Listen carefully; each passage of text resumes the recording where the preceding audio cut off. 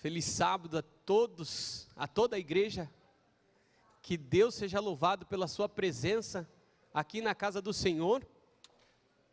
Para mim é uma alegria muito grande poder estar com vocês. Obrigado.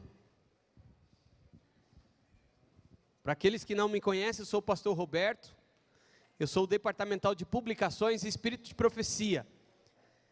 Cada membro da família agora vai receber aí um pequeno encarte. O pequeno e o grande é o mesmo, tá? Você vai receber um pequeno encarte. Deixa eu, antes de começar a ler a Bíblia para você, e eu queria que você se preparasse aí, tá bom?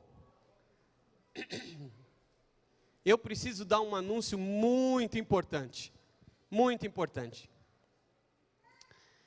Como eu mencionei, eu sou pastor de publicações da associação, sou o diretor do Espírito de Profecia também. E uma das minhas missões como pastor neste campo é levantar um exército que vá defender a bandeira do Evangelho distribuindo a página impressa. Então os comportores têm ido nas empresas, os comportores têm ido nos comércios, os comportores têm ido nos nossos irmãos evangélicos. Temos feito muitas palestras para os nossos irmãos evangélicos de saúde, de família. Os comportores têm ido de porta em porta, por incrível que pareça. Olha, nós estamos super felizes com o Sonhando Alto que acabou de se encerrar. Gente, você não tem noção quantas famílias abriram as suas portas aqui dentro de São Paulo, na Zona Norte, para receber um comportor. Você fala assim, até parece que alguém abre as portas hoje. O poder do Espírito Santo toca no coração das pessoas e quando um comportor chega na casa dela, ela entende que é o mensageiro do Senhor. Por isso que nós temos credibilidade para poder entrar ainda na casa das pessoas. E o meu desafio é fazer um chamado. Possa ser que nesta manhã alguém aqui tenha um chamado especial para ser um obreiro, um missionário. Você vai receber esse encarte, um para cada família. Se você conhecer alguém que gostaria de conhecer a escola da comportagem, o ministério da comportagem, eu gostaria que você colocasse o nome, ok? E me entregasse no final, para eu poder marcar uma visita lá na casa dessa pessoa e poder explicar como que funciona a comportagem. A comportagem tem um lado para conseguir uma bolsa de escola, para estudar. Eu me formei como pastor nessa igreja pela comportagem. Papai e mamãe não pôde pagar a minha faculdade. Então, todos os recursos que eu precisei lá nos colégios foi através da comportagem. Queridos, você não tem dimensão como eu ganhei bem, viu? Você não tem dimensão. Tem gente que fala que o comportor passa fome. O que não trabalha, passa. Agora, os que são fiéis, trabalham. Tudo que eu tenho e sou foi pela comportagem. E tem aqueles que fazem o sustento da sua família através do plano de carreira. Eu também fui um comportor licenciado da Associação Paulista Leste. Sustentei a minha família através da comportagem. Então, eu gostaria que você entendesse que Deus pode ter um chamado para você. Outro dia eu bati numa casa, isso foi no bairro Rádio Clube em Santos, para aqueles que conhecem um pouco aí da geografia ali do litoral. E sabe aquelas casas tripa? Que é um cômodo após o outro assim, é tudo na lateral, tem uma parede, aí vem aqui quarto, cozinha, sala, quarto, enfim, aquela casa que é vamos colocar assim, na horizontal ali, e um corredorzão. Quando eu bati palma, saiu um senhor aproximadamente de uns 60 anos, lá na última porta, ele colocou a carona para fora e falou assim: quem que é? Eu falei: olha, bom dia, eu sou Roberto, estudante do UNASP, estamos desenvolvendo o projeto Mais Saúde, e assim como eu visitei os seus vizinhos, chegou a hora de visitar o senhor pode me dar um instantinho? Ele perguntou assim: é vendas? Aí bom dia, aí você diminui o tom, você tem algumas técnicas, né? Você diminui, eu sou o Roberto, estudante do UNASP, estou realizando aqui o projeto Mais Saúde, preciso trocar um minutinho de atenção com o senhor, essa distância é meio difícil. Ô menino, é vendas? Eu falei: eu estou fazendo um projeto de saúde, não é vendas. Aí ele olhou para mim e falou: então você fica aí, E é o seguinte, se eu sair aí e for vendas, eu vou te dar um tapa na orelha. Você dá risada, mas pensa aí, um homem grandão, forte, ele estava sem camisa, um senhor, e quando ele falou assim, as pernas do comportor tremeu. E aí eu podia ter duas ações, eu vou colocar a camisa e já volto, você me aguarda aí. Eu podia ter optado em ir embora, ou iria ficar ali. Aí eu orei a Deus e falei, Senhor, o Senhor pediu para eu bater, estou aqui. Estou cheio de livro, eu preciso vender esses livros. E ele está falando que se for venda, o negócio vai azedar o pé do frango aqui, Senhor. Ele vai me dar um tapa na orelha. Fico ou vou embora? Não sei, não consegui me mexer, gente do céu. Quando eu me dei conta, o homem já estava lá no portão. Quando ele chegou para mim, eu peguei o prospecto é o resumo da palestra que a gente faz lá na casa, na empresa e assim por diante, ok? Aí peguei o prospecto, entreguei, o nome dele era Raimundo, lembro até hoje. Aí, seu Raimundo, esse aqui é o nosso trabalho, entreguei na mão dele, olha, a gente fala sobre as 4 áreas da vida, precisa estar em harmonia mental, espiritual, física e social. E aí tem aqui as doenças que mais matam, porque existe um desequilíbrio. E fui passando e dei na mão dele. E aí ele, tá, mas por que você faz tudo isso? Então, olha, eu não posso chegar aqui e falar qualquer besteira. A lei do nosso país, você precisa apresentar as fontes científicas daquilo que você está apresentando quando é um projeto de saúde. E eu tenho um material aqui que eu não estou vendendo, preparado pela nossa faculdade e as nossas instituições. Mas as pessoas estão comprando de mim porque é bom para elas. E é o seguinte, isso também contribui como pontos na minha bolsa lá para eu realizar o sonho de ser uma pessoa formada. Aí ele sorriu para mim e ele disse, vou te dizer, você é danado, hein? Você falou que não era vendas e tem um livro aí, né? Falei, pois é, mas as pessoas estão comprando de mim, não é eu que estou vendendo para elas, tá bom? Porque o que a gente leva é bom. O que aconteceu nesse processo todo? Esse senhor, ele falou, você tem um minutinho? Eu quero te pagar um lanche ali, porque você foi muito paciente comigo. Então, ele tinha uma lanchonete próxima, pagou um lanche para mim, e eu achei muito legal, e a gente conversando, eu não esqueço dessa cena até hoje, ok? Ele falou, eu vou fazer algo que eu nunca fiz nos meus 60 anos de idade. Eu quero te pedir perdão. Nunca pedi perdão para ninguém. Quero te pedir perdão simplesmente porque você foi totalmente educado comigo, me deu atenção, não foi embora, enquanto eu fui totalmente grosso e até te ameacei. Então você me ensinou hoje uma das maiores lições que eu poderia aprender na minha vida. O trato com o ser humano. E isso só é possível porque você é um crente. Você é crente? Eu falei, eu acredito em Deus. Sou cristão, sim. E, aliás, sem Deus eu não teria ficado na frente da porta da tua casa.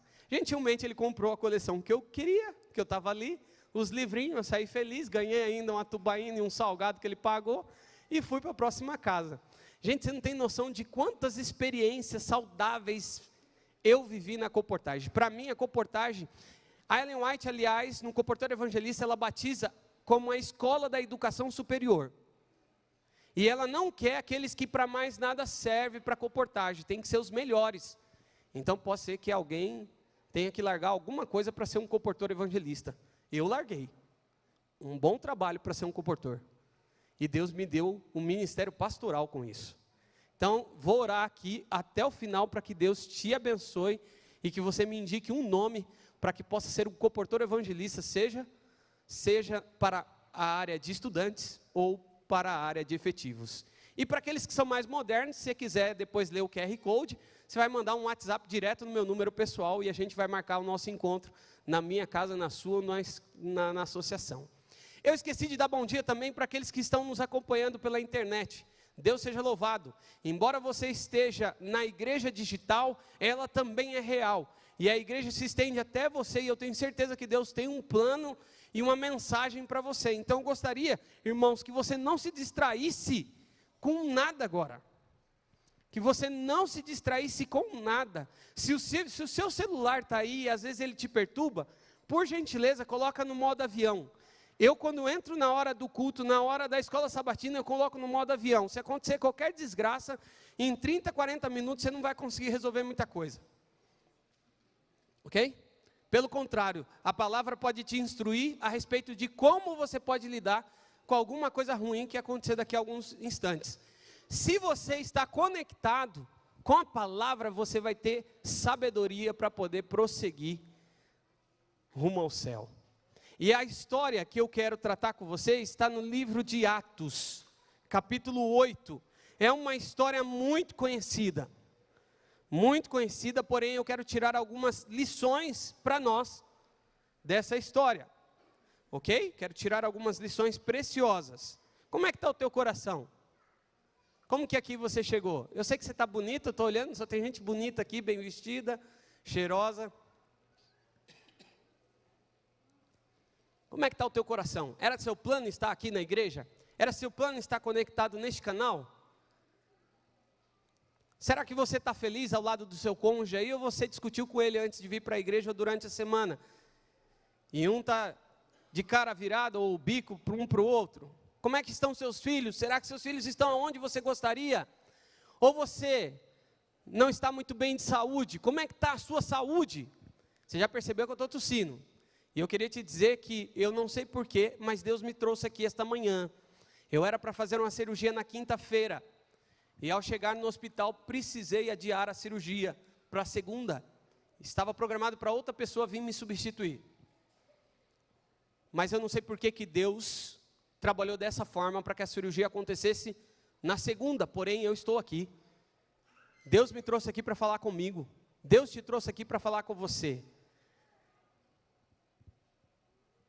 Ele conhece você. Ô Davi, você está aí? Bom te ver. Atos capítulo 8, verso 26. Oramos, cantamos.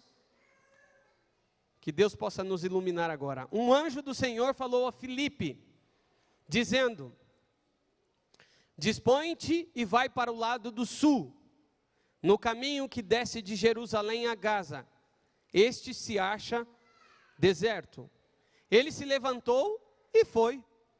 Eis que um etíope, eunuco, alto oficial de Candace, rainha dos etíopes, o qual era superintendente de todo o seu tesouro, que viera a adorar em Jerusalém, estava de volta e, assentado no seu carro, vinha lendo o profeta Isaías. Então disse o Espírito a Filipe: aproxima-te desse carro e o acompanha. Correndo Filipe, ouviu ler o profeta Isaías e perguntou: compreendes o que vens lendo? Ele respondeu: como poderei entender se alguém não me explicar? E convidou Filipe a subir e a sentar-se com ele. Vamos aqui entender um pouquinho a respeito dessa pequena introdução dessa história. Nós vamos examinar aqui 3 vertentes. Primeiro, Filipe, o missionário. Eu quero trabalhar um pouquinho quem era Filipe, qual era a missão de Filipe, qual eram as prioridades de Filipe e qual era a sua imagem, ok? Mas nós temos também o eunuco, etíope, melhor dizendo, ok? E nós temos também um terceiro elemento que possivelmente você nunca parou para se perguntar desse terceiro elemento. Eu também tenho um terceiro elemento nessa história. Quem era Filipe? Quando eu olho para Filipe, eu tenho que voltar aí 2 capítulos. Atos capítulo 6. Atos capítulo 6, nós temos a instituição do diaconato, ok? A igreja de Cristo estava crescendo de forma exponencial. E ela estava crescendo muito. Muitas pessoas estavam aceitando o evangelho de Cristo. E assim, eles tinham uma coisa em comum: eles perseveravam unânimes na oração, na doutrina e no partir do pão. Então eles se juntavam e todo mundo comiam. Então a igreja era servida, mas em alguns momentos, algumas mesas, algumas famílias não estavam sendo atendidas. Então eles tiveram um problema muito grande. Como que nós vamos fazer para continuar pregando e atender a parte social das famílias que estão sendo convertidas para o Senhor? E aí eles tiveram uma ideia. Verso 2: então os 12 convocaram a comunidade dos discípulos e disseram: não é razoável que nós abandonemos a palavra de Deus para servir as mesas Mas irmãos, escolhei dentre vós 7 homens de boa reputação, cheios do Espírito e de sabedoria. 3 características indispensáveis para ser um líder de Deus. Tem que ter boa reputação, tem que ser cheio do Espírito e tem que ter sabedoria. Quem que foram escolhidos? O parecer agradou à congregação, ok? Verso 5, o parecer agradou a toda a comunidade e elegeram Estevão, o homem cheio de fé e do Espírito Santo. Filipe, olha o nosso Filipe aqui, do capítulo 8, ele foi um dos diáconos que foi escolhido. Olha lá, Prócoro, Nicanor, Timão, Pármenas e Nicolau, prosélito de Antioquia. Então, quando eu olho para Filipe, eu já tenho 3 características dele logo de cara. Primeira, ele tinha boa reputação. E eu quero fazer uma pergunta para você, meu querido irmão, meu querida irmã, jovem dessa igreja, você que nos acompanha através da internet. Qual é a imagem que você tem transmitido para as pessoas que estão ao seu redor? Parece ser algo simples, mas muitas vezes não é. Tem muitos cristãos que se escondem os seus princípios e aquilo que ele acredita no seu trabalho, na faculdade que ele faz. Porque hoje você declarar que você é um servo de Deus e crê na palavra do Senhor e que a verdade é absoluta num mundo cheio de relativismo, que o que é verdade para você pode não ser verdade para mim, às vezes faz você ser excluído socialmente. E tem muitas pessoas dentro da igreja, mesmo vindo aos cultos, tem vergonha de testemunhar nos ambientes que ele está ali, e também na própria família, para não ser ridicularizado. Aliás, quando eu também falo de boa reputação, como que as pessoas estão te vendo como pai? Como que as pessoas estão te vendo como esposo? Como que as pessoas estão te vendo como mãe, como esposa, como filho? Numa era em que os filhos seriam rebeldes, e a gente percebe isso através dos noticiários. Ter boa reputação é algo indispensável para que você possa representar Jesus nessa terra. E se você não tem se preocupado em como você tem direcionado e liderado a sua vida, a sua família, o seu trabalho, a sua profissão, ao ponto das pessoas reconhecerem o Cristo que você professa crer como Salvador, alguma coisa pode estar errada e algumas coisas precisam ser realinhadas na escala das suas prioridades. Quando eu olho para Filipe, eu vejo alguém que realmente as pessoas olhavam para ele, esse aí é um crente. Eu contei uma história de comportagem para vocês. Mas foram diversas histórias, a gente não se apresenta como cristão e nem como adventista do 7º dia. A gente vai desenrolando os princípios que nós acreditamos na área de saúde, na área social, na área familiar e mental e principalmente espiritual. Quando chega num determinado momento, quantas vezes, irmãos, a pessoa me para assim, em algum momento da oferta, ela virava assim: ô menino, é o seguinte, deixa eu te fazer uma pergunta, para dizer tudo isso que você está me dizendo, você só pode ser crente. Só pode ser crente. É legal quando você, mesmo quando você não se apresenta e não fala de forma aberta aquilo que você profetiza e crê, mas as pessoas reconhecem que você é alguém diferenciado. Agora tem a segunda característica que me chama a atenção: cheios do Espírito Santo. Filipe era alguém cheio do Espírito Santo. Cheio do Espírito Santo é alguém conectado com Deus. Conexão com Deus 24 horas. E queridos, olha assim, olha para mim aqui, você jovem, não existe conexão com Deus sem leitura da Bíblia. Não existe conexão com Deus sem oração. Não existe conexão com Deus sem testemunho. Não existe conexão com Deus sem vir à igreja. Se é um tempo de oportunidade de você agradecer a Deus no templo, na casa do Senhor, aquilo que Ele tem feito para você. Então, alguém cheio do Espírito Santo é alguém que tem comunhão. Comunhão. Leitura da Bíblia. Nossa igreja, ela sempre teve vários projetos de leitura sistemática da palavra de Deus. Ok? Vários.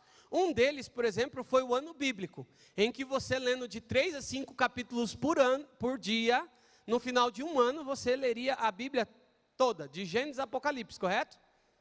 Só para eu entender aqui, alguém já fez ano bíblico? Levanta as mãos. Olha, muita gente, legal. Eu aposto que tem gente aqui que já fez mais de 10 vezes. Uns mais antiguinhos aí. É muito bom. Só que aí, os estímulos de leitura versus estímulos de você assistir um filme, um seriado, um programa, ou qualquer outra coisa que você possa pensar, é diferente. Muitas vezes a gente vai deixando um pouquinho de lado a palavra de Deus. E a igreja foi se afastando da leitura. E aí, sabe o que os líderes pensaram? Já sei, vamos inovar. Para as pessoas poderem ler a Bíblia e terem uma leitura saudável e promissora, vamos fazer com que eles leiam apenas um capítulo por dia. Ok? Um único capítulo por dia. Que é o... Qual é o nome do projeto? Reavivados por sua palavra. Um único capítulo, e ali você pode, se você é um cara ou uma mulher tecnológica, você pode abaixar o aplicativo, você vai direto para os comentários, tem comentário em vídeo, tem comentário escrito, tem em espanhol, tem em português, tem em inglês, o que você quiser. E aí você pode fazer um estudo acurado da palavra de Deus, lendo um capítulo por dia. Olha, a gente estava com dificuldade de o pessoal ler 5 capítulos, agora a gente está fazendo as pessoas ler um capítulo por dia. Posso fazer uma pergunta para vocês? Pode? Qual o capítulo de hoje?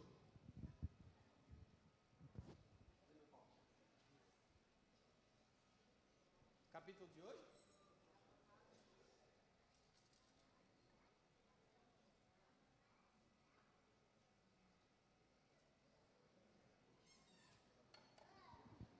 Dói no coração de um pastor falar de algo tão sério e saber que é uma dificuldade de muitos. Eu não estou dizendo que você não lê a Bíblia quando eu te pergunto qual o capítulo de hoje. Você pode ter seu programa pessoal de leitura da Bíblia, mas eu posso garantir que dentro de uma congregação como essa, que tem mais de 200 pessoas, a maior parte não tem um programa sistemático de leitura da Bíblia diário.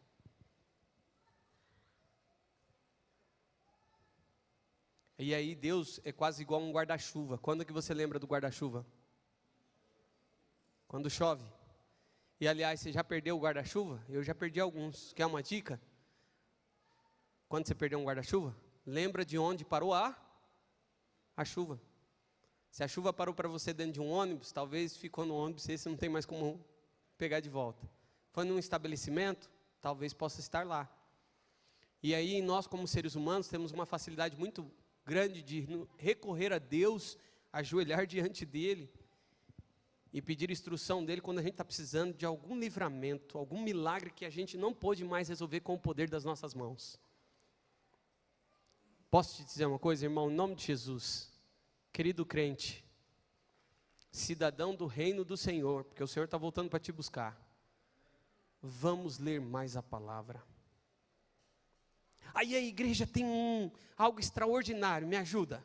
A igreja tem algo extraordinário que se chama lição da escola sabatina, que te ajuda a ler uma porção da Bíblia. E se você pegar uma igual essa aqui, ainda tem os comentários do Espírito de Profecia. Uma página de estudo da Bíblia, uma página do Espírito de Profecia. Extraordinário. Daqui a pouco é a lição da escola sabatina. E a gente tem muitas pessoas que muitas vezes não compram a lição. Já vamos fazer merchan aqui da lição do próximo trimestre. Provados pelo fogo. Ok? Provados pelo fogo. Aí temos alguns estudantes da lição. Temos aqueles estudantes que fazem 7. Já viu aqueles estudantes? 7, estuda todo dia, amém? Deus seja louvado. Tem o segundo tipo de estudante. Tem aquele estudante que ele comprou, só que muitas vezes a vida foi tão corrida, tão assim, que ele não conseguiu estudar, pastor, durante a semana. Sabe que hora que ele vai pegar a lição? Sexta-feira à noite. Aí ele vai fazer o supletivo da lição. O supletivo da lição. Os mais antigos sabem o que é supletivo, né? Aquela coisa de terminar 2 anos de ensino médio ou fundamental em 2 anos em 1, né? Então, aquela coisa que você consegue antecipar as matérias. Sabe qual é a maior dor desse que estuda na sexta-feira? Quando ele estuda segunda-feira, na sexta, ele lembra de como foi a segunda-feira dele, e ele vê o recado e a mensagem de Deus para a vida dele na segunda, ele pensa assim, meu pai, me perdoa, se eu tivesse lido isso aqui, eu teria mais sabedoria para lidar com os meus desafios daquele dia. E isso vai acontecendo sucessivamente com cada dia. Mas louvado seja Deus, viu, pastor? Porque pelo menos na sexta ele estudou. Tem uns que compram a lição, que é o terceiro tipo de estudante, e não estudam. E às vezes, sabe que hora que ele vai chegar na igreja? Vocês ainda têm um culto no primeiro momento. Ok? Mas pega aí uma igreja, que eu vou voltar para aqueles que são daqui, que tem um culto no primeiro momento. Sabe que hora que muitas vezes ele vai chegar na igreja?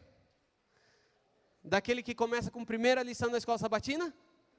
10:05, mais ou menos, que já vai estar na hora do amém, e ninguém vai precisar perguntar nada para ele, porque ele precisa ficar escondido, porque ele não estudou a lição. Ele não estudou a lição. Isso quando não chega só na hora do culto. Na hora da mensagem mesmo, já sabe que começa às 11:15, 11:20, chega lá. E sabe o que acontece com aqueles que assistem primeiro culto? Muitas vezes eles vão embora, porque eles se dizem já ter se alimentado do pão da vida, e não participam da lição da escola sabatina, e perde uma bênção extraordinária. Faço um apelo aqui como pastor, não vai embora sem estudar a lição hoje.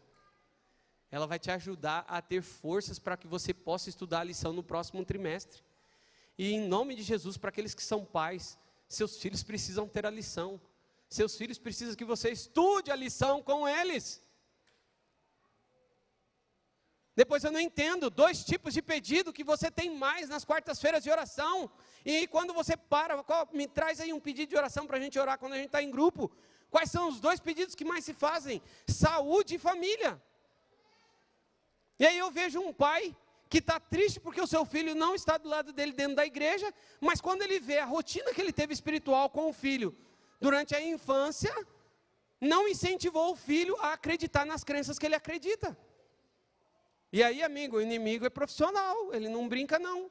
Enquanto você e eu muitas vezes estamos brincando de ser crente, ele não brinca não, ele usa as maiores ideias, para que possa, as filosofias, para que possa desvirtuar os nossos jovens, as nossas crianças do caminho do Senhor. Eu vou dar outra aqui, eu nem estava planejando com isso, vou te dizer, você pai. Outro dia eu estava sentado, eu estava aqui pregando, e tinha uma criança, como o casal aqui e a filhinha que está aqui, tinha uma criança assim, brincando com o celular dentro da igreja. Achei bacana, eu pregando, fui me aproximando. Eu sou muito observador, eu tenho uma menina de 8 anos e tenho um menininho de 3 anos. Estão com a minha esposa, ela está no Jardim Vila Formosa. Ela foi lá fazer uma atividade hoje e pregar também, nós nos dividimos muitas vezes. Hora eu levo, um sábado levo as crianças comigo, outra ela leva com elas. E ela está lá, e as minhas crianças ficam assim, eu vendo a criança, a criança estava brincando com o celular virou a famosa chupeta hoje em dia, né? Você quer ter tempo, você dá o celular na mão dos seus filhos. Você está cansado, você está estressado, e você entrega o celular na mão da criança. O camarada que fez isso, ele fez várias faculdades, vários doutorados, pós-doutorado, e a sua criança que ainda está desenvolvendo o intelecto dela, você entrega para uma pessoa que muitas vezes teve uma vida de preparo e sabe quais mecanismos para poder fazer com que ela cresça dependente daquele negócio. Mas o que mais me assustou foi o joguinho que estava brincando. Lindo. Era uma praia, as pessoas estavam na praia, nadando.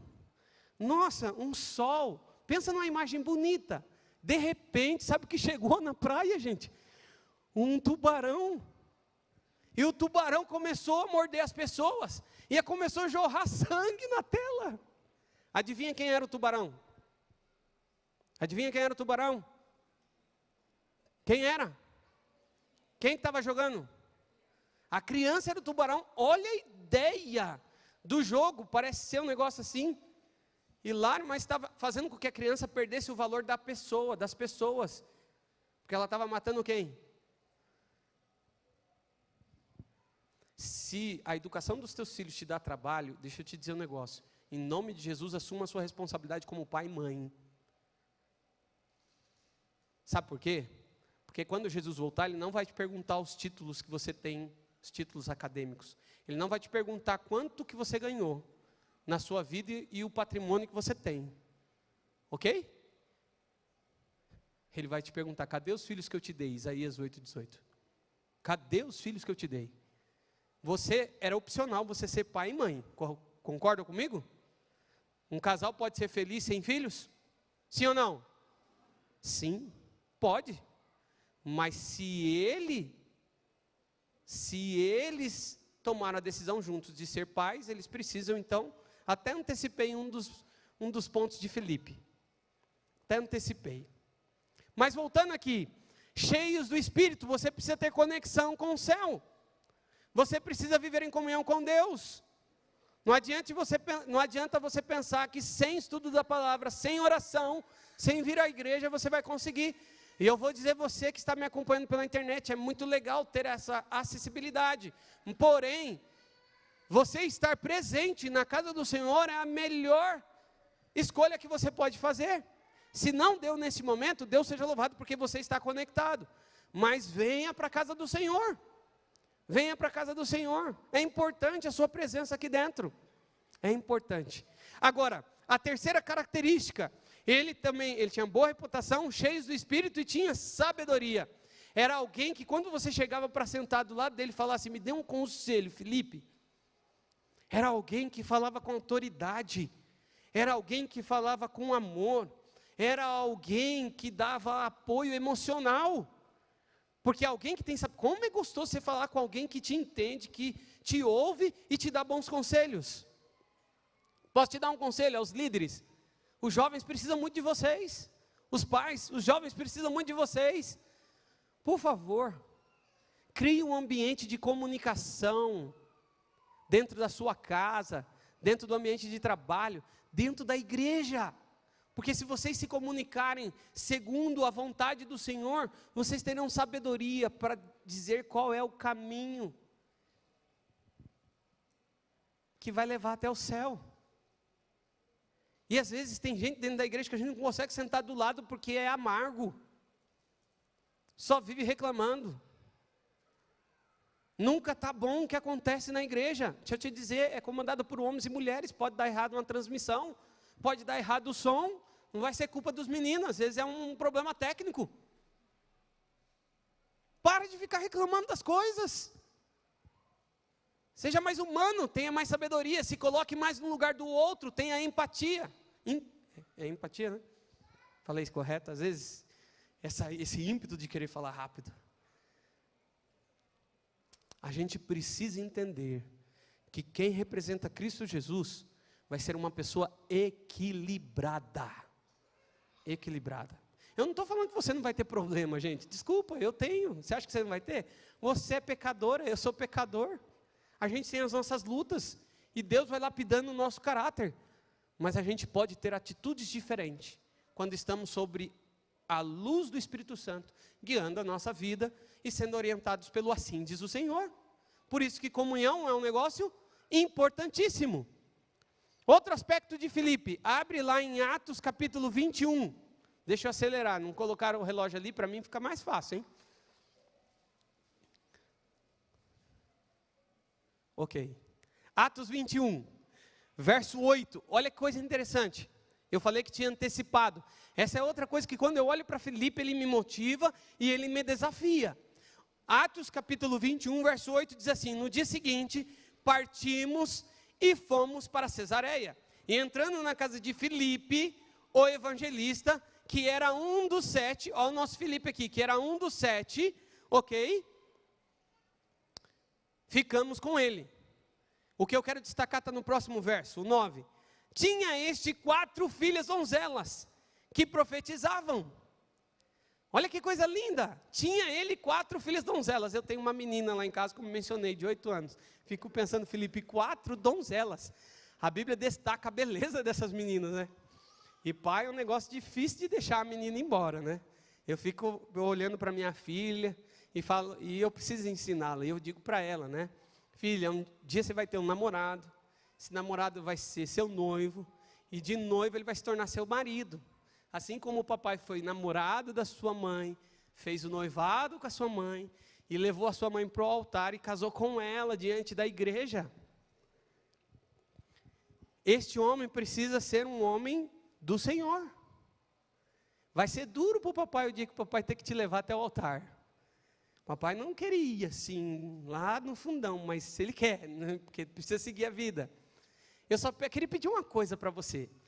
Aí ela olha, né, dá um cheirinho antes, dá um beijinho. Você permite o papai te ajudar a escolher?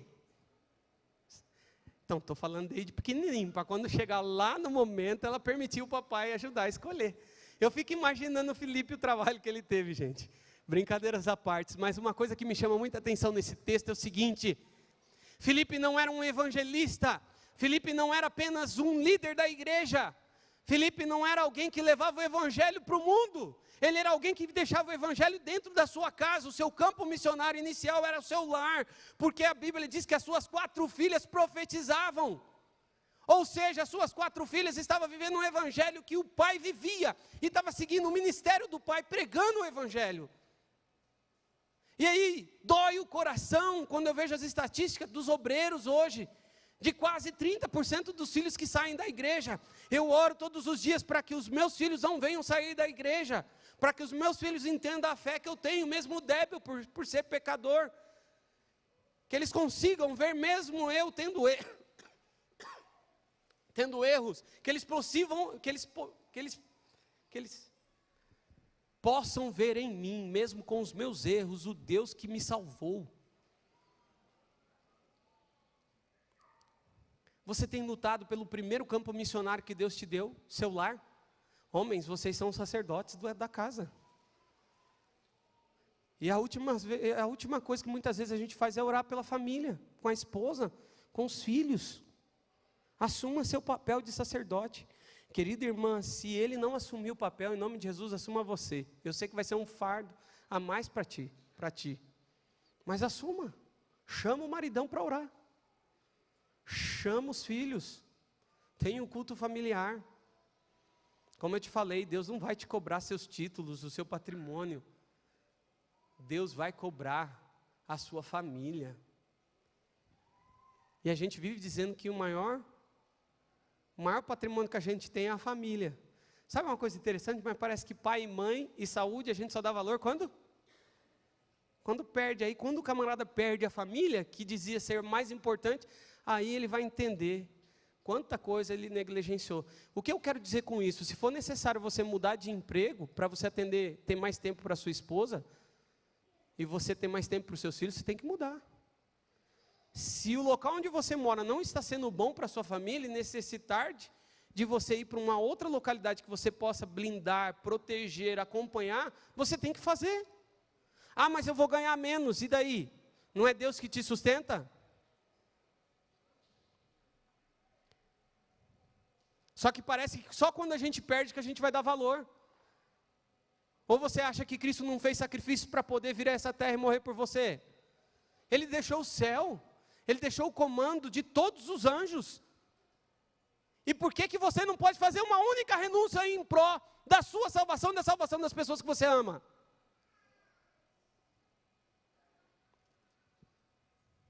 Não fecha a equação?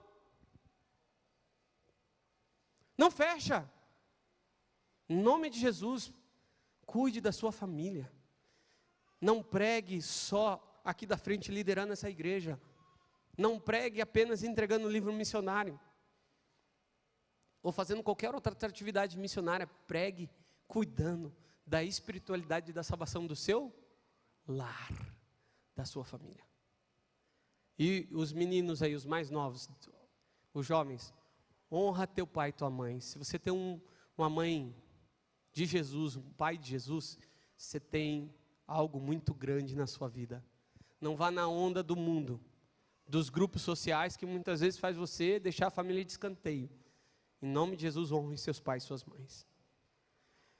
Mas tem um quinto aspecto de Filipe, e eu preciso correr porque não vai dar tempo de falar, gente do céu. Eu me emociono, eu falei que ele me desafia. Eu não sei se te desafia quando você vai ver um testemunho desse. Sabe qual é o quinto aspecto? Volta lá para Atos capítulo 8. E eu vou encerrar com Filipe.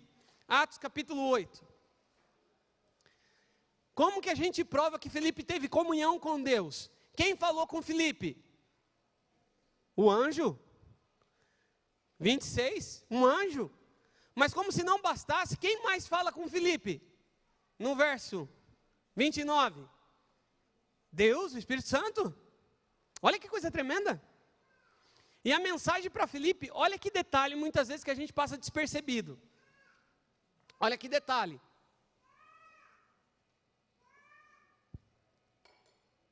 Quinto aspecto de Filipe que me desafia.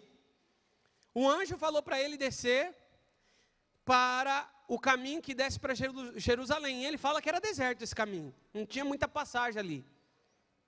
Ok? E a Bíblia fala que tinha um etíope que estava passando por ali. No verso 29, disse o Espírito a Filipe: aproxima-te desse carro. Um carro anda mais rápido do que uma pessoa andando? Sim. A prova é disso que, no verso 30, o que o Filipe tem que fazer? Ele tem que correr. Você já imaginou essa cena? Você já parou para pensar nisso? Olha, pensa a cena, ó. O carro estava andando e Filipe correndo atrás. Filipe estava correndo e aí ele escuta o etíope ler.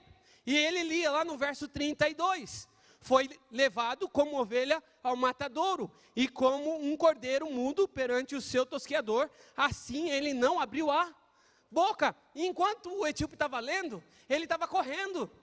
E aí chegou um determinado momento que ele pergunta: e aí, você entende o que você está lendo? Ah, como poderei entender se alguém não me explicar? Então, para-se o carro. No que ele para o carro, ele chama Filipe para entrar. Filipe não era alguém preparado apenas espiritualmente. Não era alguém preparado apenas dentro do círculo da sua família. Ele não era simplesmente um líder ativo dentro da igreja. Filipe era alguém que tinha vigor, tinha saúde. E ele podia correr para poder pregar o evangelho. E eu quero te perguntar, será que você está cuidando da sua saúde, do seu corpo, ao ponto do Espírito Santo ter total acesso a você, para que você possa comunicar o evangelho? Até mesmo se precisar correr? Eu falei que pai e mãe em saúde a gente só dá valor quando perde. E aí, gente do céu, quando a gente fala de reforma de saúde, tem gente que dá pulo dentro da igreja e já vai ver um pastor falando que não é para comer carne. E se a gente avaliar mesmo, não era comer uma poça de hormônio que aquele negócio tem. Mas não é só isso a reforma de saúde. Não é só isso, tem várias outras coisas. Tem os 8 remédios da natureza. Ok? Então, querido, deixa eu te falar. Tem um texto que eu gosto do Conselho sobre Saúde. Ele está na página 575. Preste atenção nesse texto aqui, olha. A senhora Ellen White diz assim: se os adventistas do 7º dia pusessem em prática o que professam crer, se fossem sinceros reformadores da saúde, seriam realmente um espetáculo ao mundo, aos anjos e aos homens, e revelariam um zelo bem maior pela salvação daqueles que ignoram a verdade. E ela conclui: maiores reformas devem se ver entre o povo que professa aguardar o breve aparecimento de Jesus. Uma coisa aqui para você, querido. Quando você bebe e come, é uma questão de adoração. Não pense que é só de alimentação.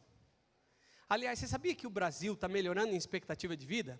A expectativa do brasileiro está entre 74 a 76 anos. São Paulo é 76.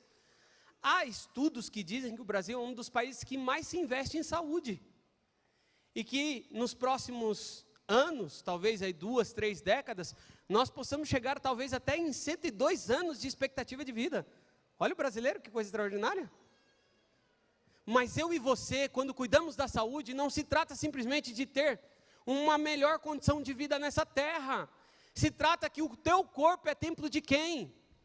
Do Espírito Santo. Por isso que comer e beber e fazer todas as outras atividades em relação ao cuidado em relação ao cuidado da saúde, é uma questão de adoração. Porque se você não cuida da saúde, doente, você não consegue ter comunicação direta com o céu, você tem dificuldade. Ou você consegue fazer um culto legal quando você está totalmente doente? Difícil. Por isso que você precisa cuidar da sua saúde. É uma questão de adoração.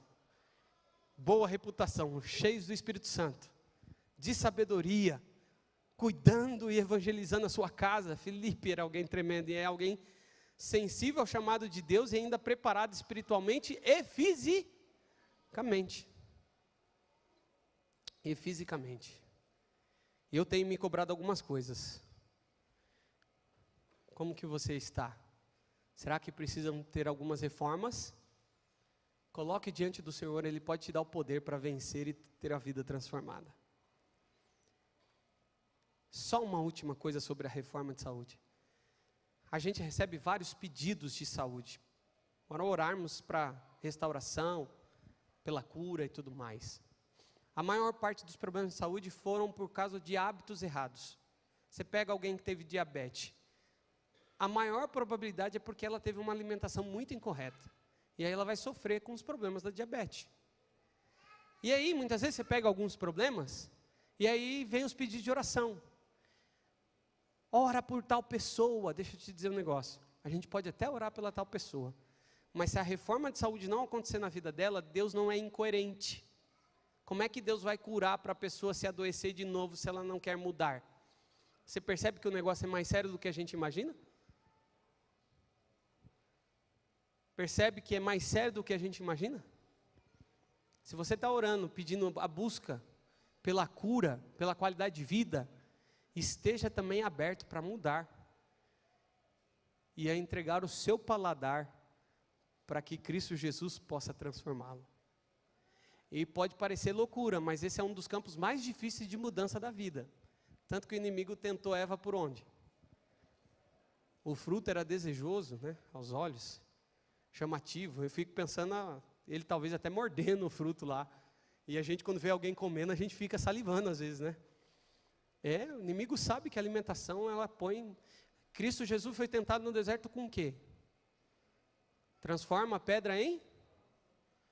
Você acha que você vai ficar longe dessa tentação?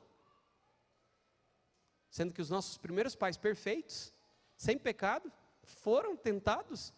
E o nosso Jesus, o Todo-Poderoso, foi tentado. É sério. Deixa eu avançar. Vou encerrar, não vai dar para ir até o final, mas vou encerrar com a seguinte colocação: o etíope. Quem era ele? Ele era um oficial da rainha de Candace, ok? E ele não era qualquer oficial.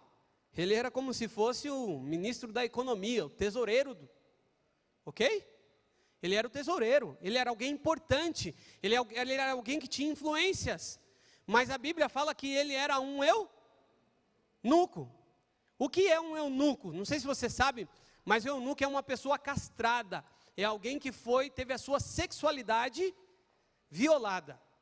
Existia duas pontas para um eunuco, para acontecer como que é? Castrar, né? Olha, estava na boca. Castrar a pessoa. Duas motivações. Primeiro, religiosa. Era uma questão de devoção religiosa. Segunda, era punitiva. Se o camarada tivesse muito acesso às mulheres do reino, e ele tivesse alguma coisa que ele fizesse errado, ok? Lembra que um dos filhos de Jacó, que a gente está terminando hoje de estudar a lição, violou lá a concubina do pai? Lembra? Então, se acontecesse qualquer coisa parecida dentro dessa, ele era castrado, ok? A Bíblia não diz se era uma questão religiosa ou se era uma questão punitiva, mas a Bíblia diz que ele era alguém castrado. Era alguém que a sua sexualidade havia sido alterada. E queridos, eu não sei como que anda você, deixa eu te dizer, quando uma sexualidade de uma pessoa é alterada, é causado marcas na pessoa. E existem marcas que são difíceis de superar durante a vida toda. E o que me leva a entender que esse homem tinha um desejo muito grande de ter Deus na vida dele, porque ele foi aonde? Ele foi em que cidade? Em Jerusalém. Ele foi fazer o que em Jerusalém? Foi buscar a Deus. Correto? A Bíblia diz que ele estava voltando de ter adorado a Deus em Jerusalém. Deixa eu te dizer um negócio, olha que coisa tremenda quando eu olho para ele. Deus, ele olha para todo o coração sincero, com muito amor. Ele vê as lutas, ele quer se aproximar, ele manda seus mensageiros, porque ele quer orientar, ele quer dizer que não está sozinho, ele quer dizer que existe uma verdade, um caminho que pode trazer a salvação e a restauração. É isso que nós tanto aguardamos, porque quando Jesus voltar, a nossa vida vai ser restaurada, aquilo que ele havia idealizado lá no Éden, sem a mancha e a tristeza do pecado. Então, quando eu olho para esse homem, eu vejo o amor de Deus e o carinho dele por um coração sincero, por um coração desejoso de conhecer a sua palavra, porque além de ir adorar, o que ele estava fazendo? A adoração foi tão penetrante que ele continuou o quê? Estudando a palavra, ele estava lendo, quando Filipe se aproximou, e aí Filipe ensina. Como que está o teu coração? Você tem sinceridade no seu coração? Você tem pedido perdão a Deus? Deixa eu te dizer um negócio para você.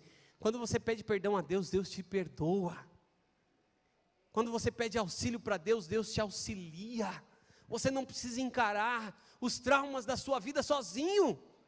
Ele vai levantar pessoas, ele vai levantar a família da igreja, a comunidade da igreja, para poder ser uma ponte de auxílio a você. Você não precisa levar o seu fardo sozinha. Você não precisa levar o seu fardo sozinho. Deus quer te auxiliar, porque Ele te entende e sabe das tuas fraquezas e tristezas. Ele sabe de fato aquilo que está no seu coração. Ele não lança, preste atenção, nenhum coração sincero fora. Ele não lança. Por isso que Ele te trouxe aqui nessa manhã. Por isso que Ele levou Filipe até o eunuco. E aí, qual que é a beleza do processo? Termine de ler comigo a história para finalizarmos, verso 35. Então Filipe explicou, e começando por essa passagem da Escritura, anunciou-lhe a Jesus, seguindo eles caminho afora.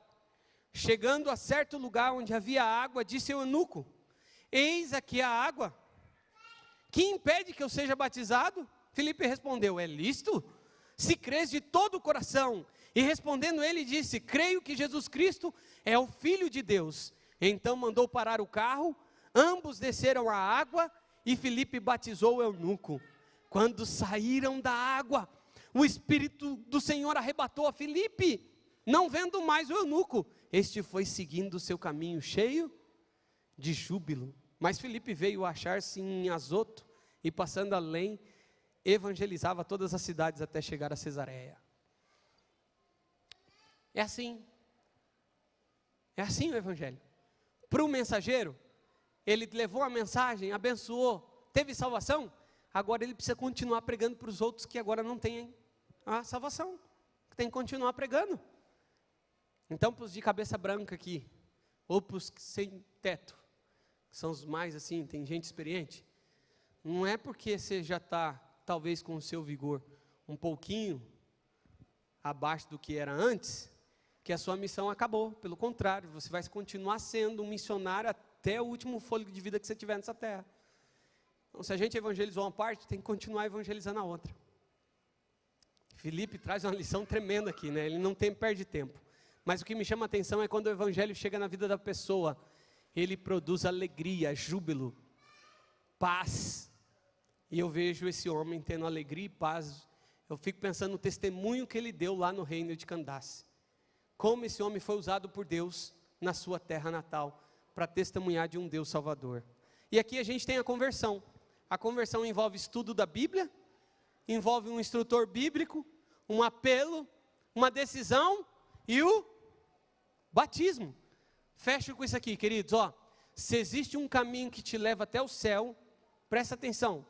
Se existe um caminho que te leva até o céu, ele passa por dentro da igreja.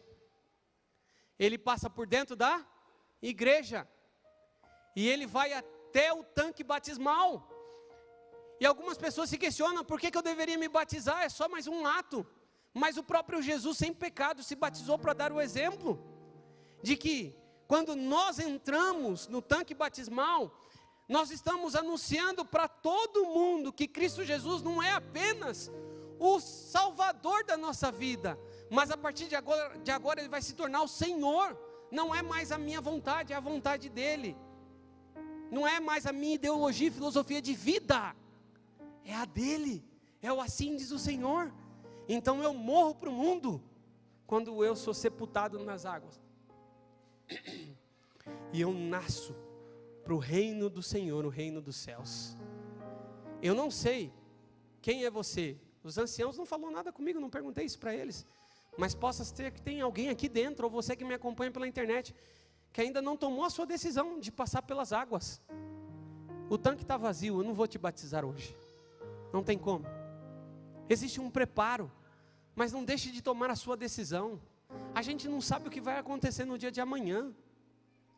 Se a gente soubesse, estava tudo certo, a gente podia se precaver, se preparar, mas a gente não sabe. Em nome de Jesus, você não sabe o que vai acontecer no dia de amanhã. Eu queria poder te livrar do pecado, mas eu não consigo. Quem pode te livrar é Jesus Cristo.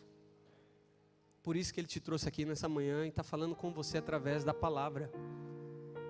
Porque se você sair daqui com a sua decisão no seu coração, sabe o que vai acontecer? Como que o etíope voltou para casa? Cheio de alegria. Ele não estava mais sozinho. Ele não precisava encarar os seus traumas mais sozinho. Ele tinha esperança. Se existe uma coisa que você precisa, que eu preciso, é esperança. Cuide da sua família. Cuide da sua saúde. Cuide da sua fé. Leve esse Cristo Jesus às pessoas. Receba o chamado para a sua vida e encare com responsabilidade a missão que você tem nessa terra. Eu quero orar por você. Se você tem esse desejo no coração, eu não queria que fosse aleatório. Às vezes acontece dentro da igreja de forma aleatória. Eu vou fazer algo que eu nunca fiz.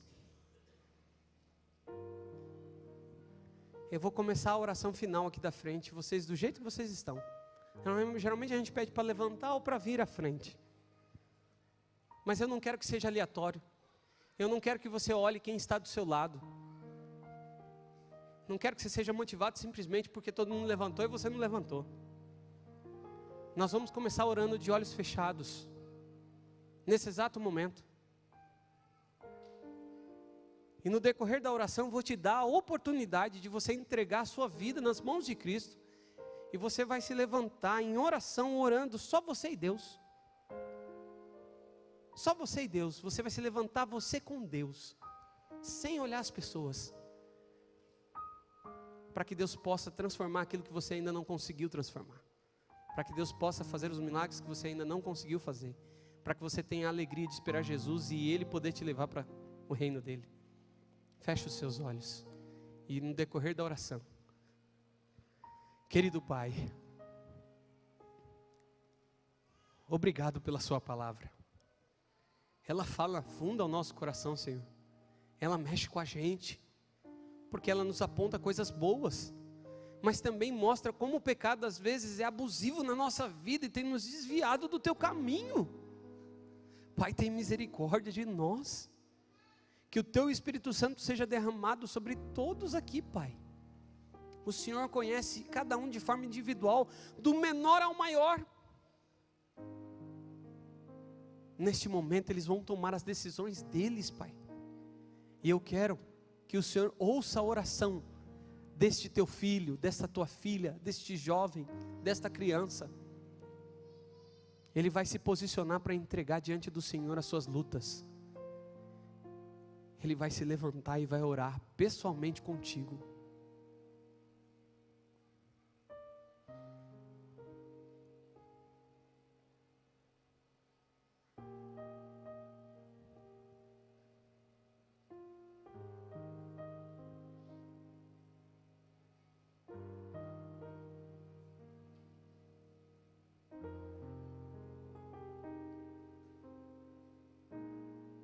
Esse simples esse simples gesto, Pai, de nos levantarmos, é porque a gente quer que as Tuas mãos segurem as nossas mãos.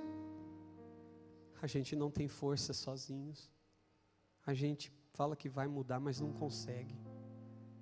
Pai, segura a nossa mão e nos dê o poder para vencer o pecado. E nos mantenha de pé quando Jesus voltar naquele dia com poder e grande glória.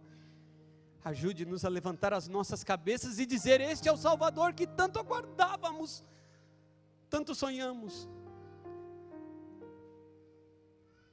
Não permita que nada nesse mundo nos distraia do céu, mas que venhamos viver a alegria de ver Jesus buscar a cada um de nós e aqueles que amamos. Em nome dele oramos, amém.